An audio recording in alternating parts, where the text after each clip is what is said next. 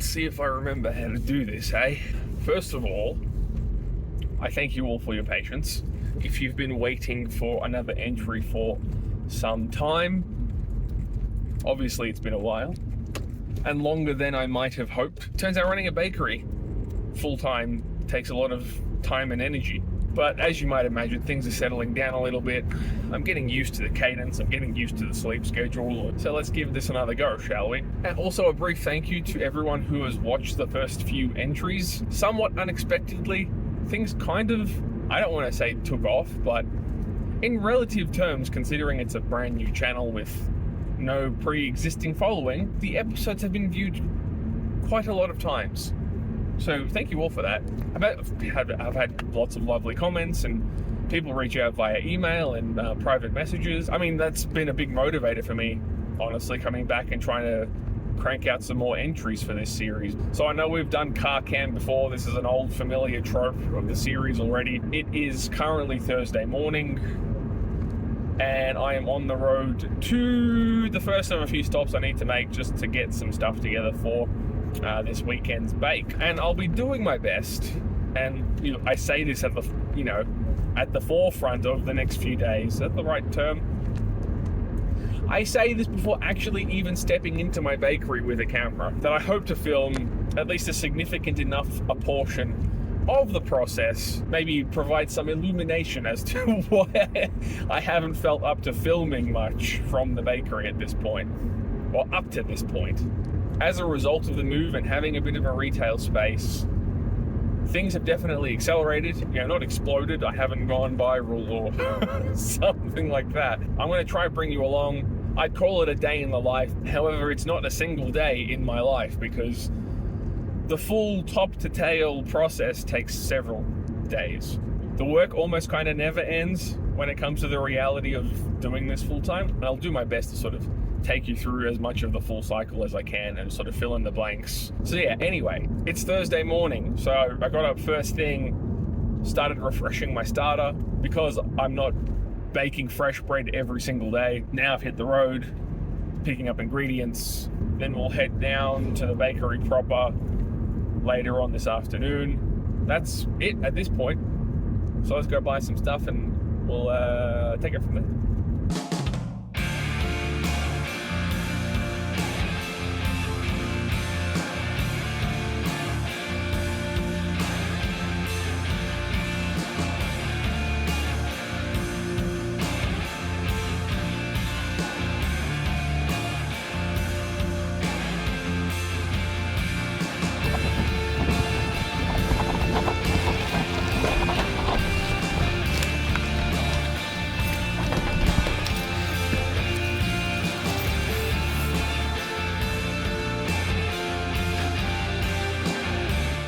So it's now Thursday afternoon, and we've made it to the bakery for preliminary weigh up and prep for the following day of production. I may get there a little earlier or later in the day, depending on exactly how much I need to do. So oftentimes there's usually a little bit of organization and general cleanup. If I'm making fruit loaf the following day, I'll set up a soaker for my sultanas and other fruits that go into that mix. I'll usually also weigh up my flour mixes for my first batch of mixing the following morning, which happens really early, so I'd like to have that done in advance. And then finally I'll get all my various starters prepared for the following day, which is obviously the most crucial part. So once my starters are all mixed, I'll pop them into the prover to hang out overnight. And all going well, I'll be out of there by about 5 p.m.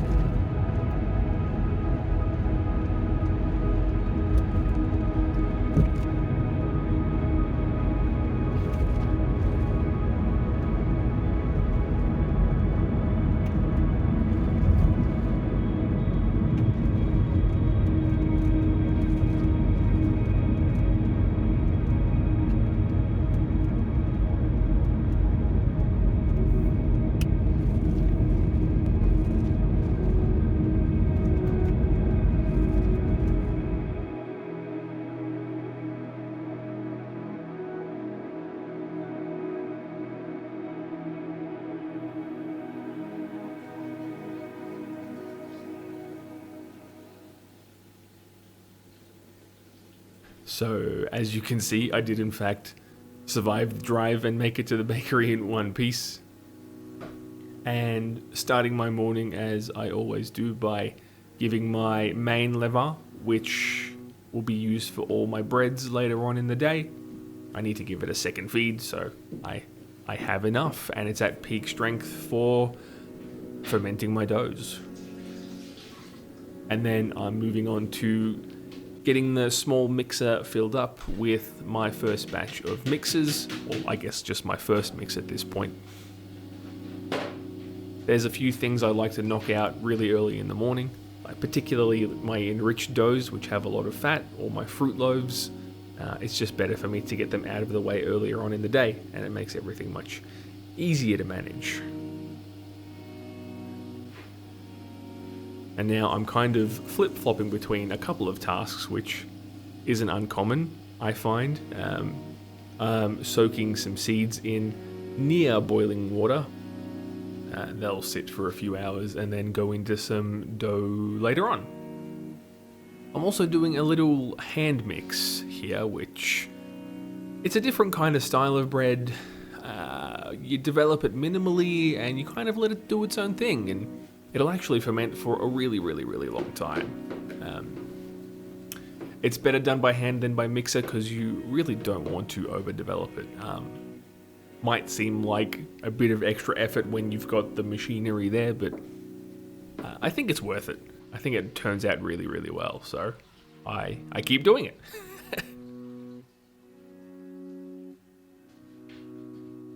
This is now several hours later, and I've moved on to the main mixes for the day. This is where I'll mix many, many kilos of dough to be divided into mostly loaves of bread, some focaccia, and some just other bits and pieces. It's the busiest part of the day, I reckon, or one of the busiest at least. So I'll actually have both of my mixers going. The blue one on the ground you can see there, which can do about 25 kilos of dough at a time, and a little one off screen that you can't see, which only does about 8 or 9 kilos, but it's enough for some of the, I guess, one-off mixes that I need to do during the day. And after the doughs have had a little time to mix and relax, I'm just incorporating the levain here.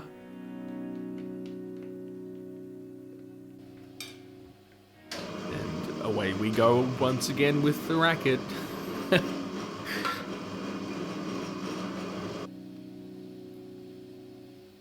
I'm just giving the dough strength a quick check here before incorporating a little more liquid, mostly water, and in this case a little bit of olive oil as well. We sometimes call this phase, or this incorporation rather, bassinage. And as I understand it, it's just a good way to be able to incorporate a higher percentage of hydration into your doughs, and it's a practice I've followed for quite some time. And now I guess I'm happy with where the dough's at, and out she comes. I think this is only about a 14 or 15 kilo mix, so not too onerous to drag it out of the old bowl there, but as with most spiral mixes, the hook does not lift out, the bowl cannot be removed, and so you do it the old backbreaking way.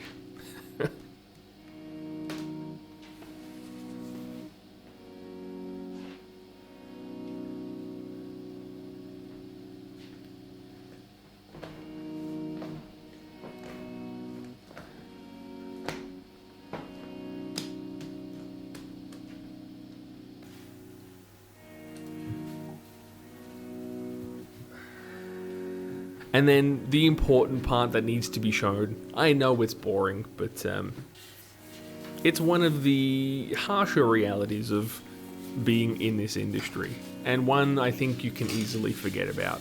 Now, mixers are amazing, don't get me wrong, I would not do this without one, but you have to clean them, and they need to be cleaned thoroughly and spotlessly.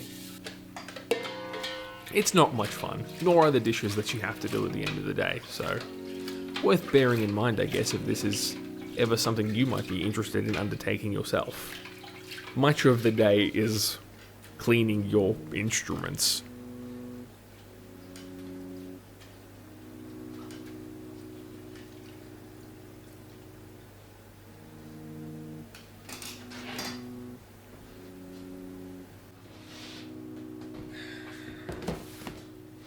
So then throughout the morning, we do a series of stretch and folds. For those uninitiated amongst you, this is just a means of developing the strength of the dough. Pardon me. In case you can't tell, I'm trying to do these voiceover takes in more or less 1 or 2 takes because I want it to be casual and conversational, as though I was speaking to you from the bakery, but alas, not the most convenient of things. So yeah, pretty standard process in most bakeries. I generally give my main bread doughs 3 sets of stretch and folds. Trying not to overwork them or overdevelop them, of course. And I think with this middle tub here, this is or will be its 3rd set of folds. So I'm just doing a quick window pane check, which is just assessing the dough's relative strength and how it's developed over the last couple of hours.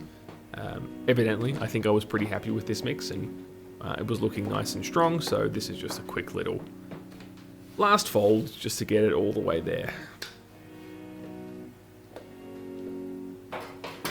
At this point, I think, things will always change, but I've had a good routine going in the bakery as of late, and so it's relatively predictable what the outcome of my mixes and my stretch and folds will be, but it's always good to check. It's always good to have some tools in one's toolbox, I suppose, if we can speak in vapid metaphors. Just to make sure that everything is on track, because occasionally a dough has been less developed than I'd like at certain points, and you just want to make sure you're on the right path, I reckon. Don't take anything for granted when things can go wrong. Temperatures can change, starters can be underactive, flour can act weird, so... Now, a quick trip to the storage area to come back with the multi-tool of the bakery. The old-fashioned plastic bread crate. I have a ton of them.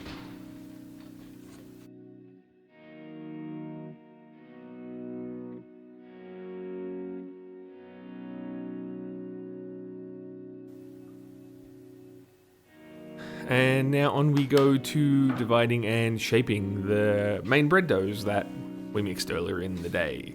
So it'll be about 1 p.m. or so at the time I recorded this footage, and there were a couple of hours that I didn't manage to catch much, in which time I would have been just continuing to develop those doughs with stretch and folds. The first batch of mixing we did earlier in the day, I would have shaped some of those off and popped them away in the fridge. And I did in fact also fill some pastries that I'll be baking off in the morning as well and selling from the retail space.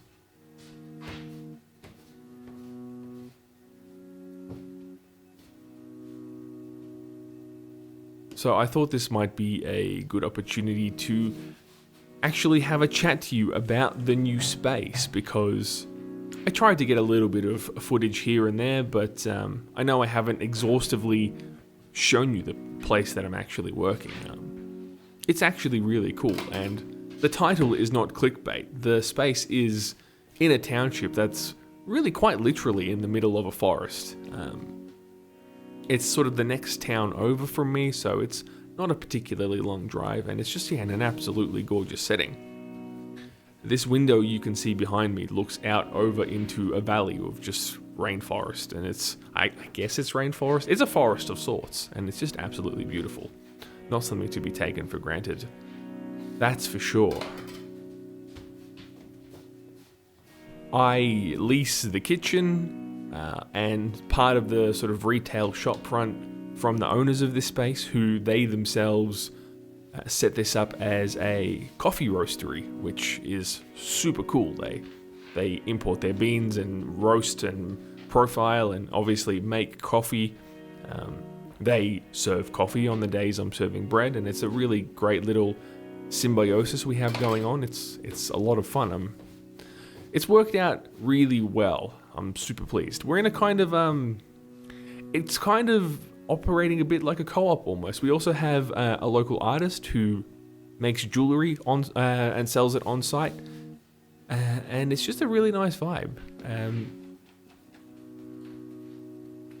Not to get too far into it, but it would have been very unlikely that I'd have gone into leasing a commercial kitchen and retail space all on my own. There's just, for the way I'm trying to approach this business, in terms of keeping it sustainable and keeping costs low, I really doubt I may have ever gotten to a point where I could have afforded to take the plunge on a huge business loan and taking on my own space.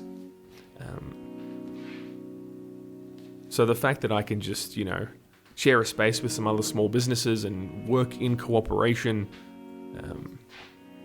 it's worked out so well because it actually has given me the means to upscale the business and possibly turn it into something that can sustain me financially. So it's really, really exciting and a beautiful part of the world to work from. And, some days it's rough, honestly. You're up super early.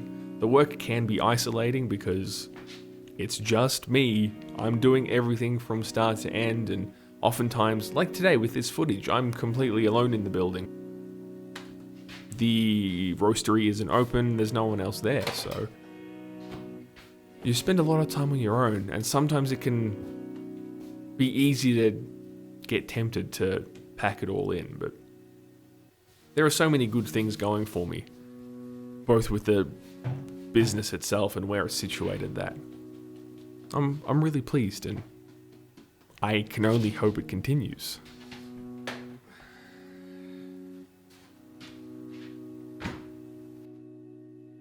I know you've already seen plenty of shaping, but here's the second main batch of dough. I'm actually just dividing and pre-shaping here. And this is what I refer to as my master mix. It's sort of my original plain sourdough blend. I make simple, country-style sourdough out of it. I also make my seeded multigrain loaf, baguettes, panini. It serves several purposes. As does the previous dough, which is mixed with a slightly whiter blend of flour, which will do what I call a panna di casa, but also I can turn into focaccia, sandwich loaves, other bits and pieces.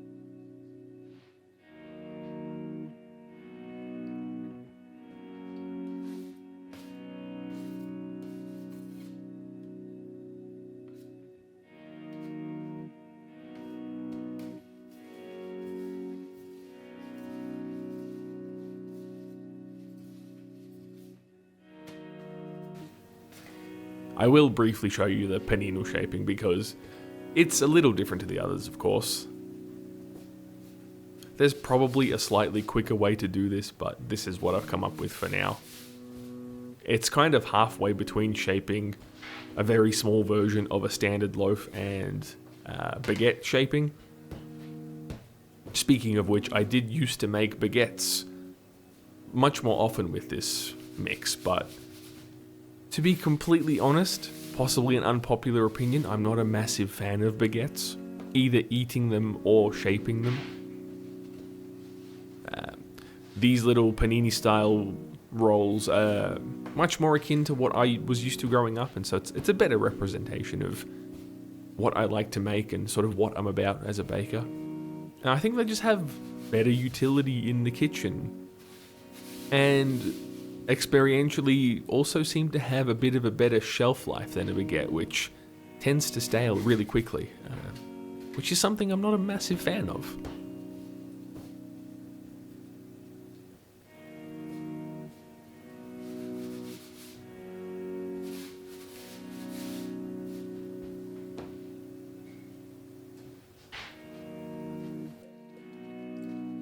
And so typically after shaping all the main dough mixes, I'm done as far as bread stuff is concerned, but then, as you may have guessed, and as you can plainly see, there's more cleaning. Big end of day cleanup. All the tubs that I've used, all the tools. Obviously, I need to do the floors, a big sweep, a big mop, wipe down surfaces, cleaning down the work surfaces where I've had dough, take a considerable amount of time to clean properly, wipe down the oven doors and the sink and the walls, and it probably adds at least another 45 minutes, maybe an hour to the end of my day. And is, again, like with the mixer, something worth bearing in mind. When I was thinking about opening this bakery, I didn't think about how many dishes I'd have to do. And this is as someone who worked in bakeries for a little bit before opening my own and knew there were dishes involved. Again, it's just it's something worth bearing in mind. It is part of the harsher reality of working in food hospitality if you're going to do it solo or as part of a small crew. It makes it no less rewarding, but at the end of a 10 or 11 hour day on your feet, the prospect of scrubbing out dry, doughy tubs is not the most appealing, but it need be done. But after the cleaning, I can head home and get some rest before I come back first thing tomorrow and bake everything off.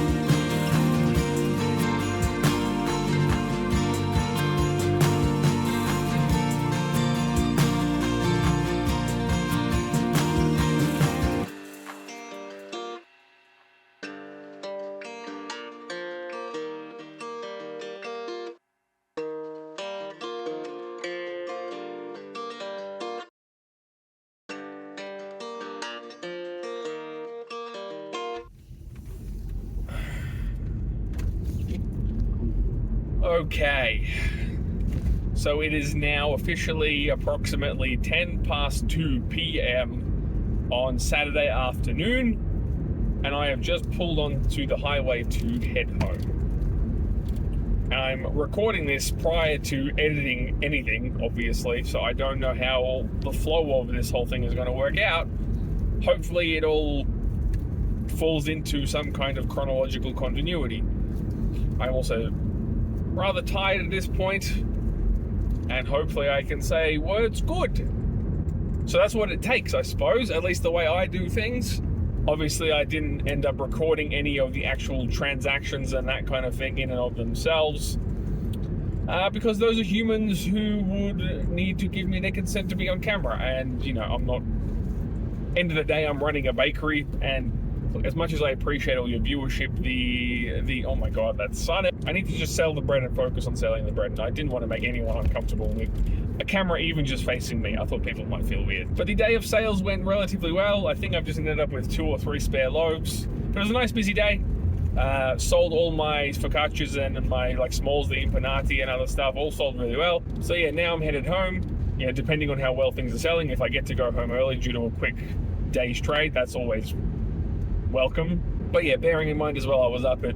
My first alarm went off at 2:30 a.m. and I got to the bakery, I think, by around 3:30, I think, all told. Long days, but you know, when I'm in the right headspace to be present and to be appreciative of what I'm doing, and, you know, the hours don't really matter so much. What I'm doing gives me value too. It sustains me insofar that I feel like I'm doing something meaningful.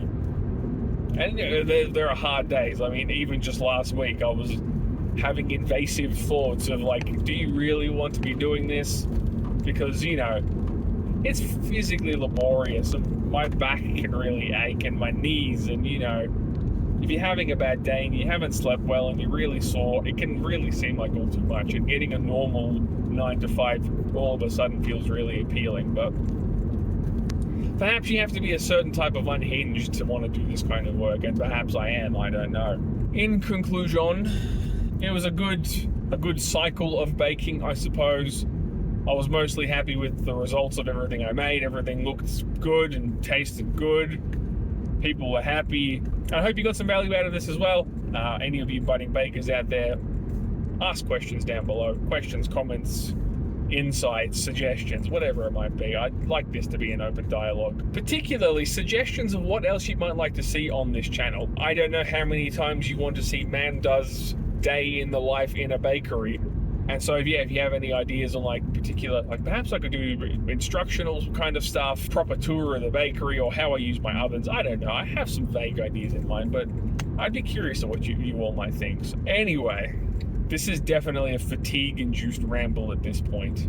Thank you so much to all of you out there. I appreciate your patience with the long sabbatical between episodes. And I hope to see you in the next one.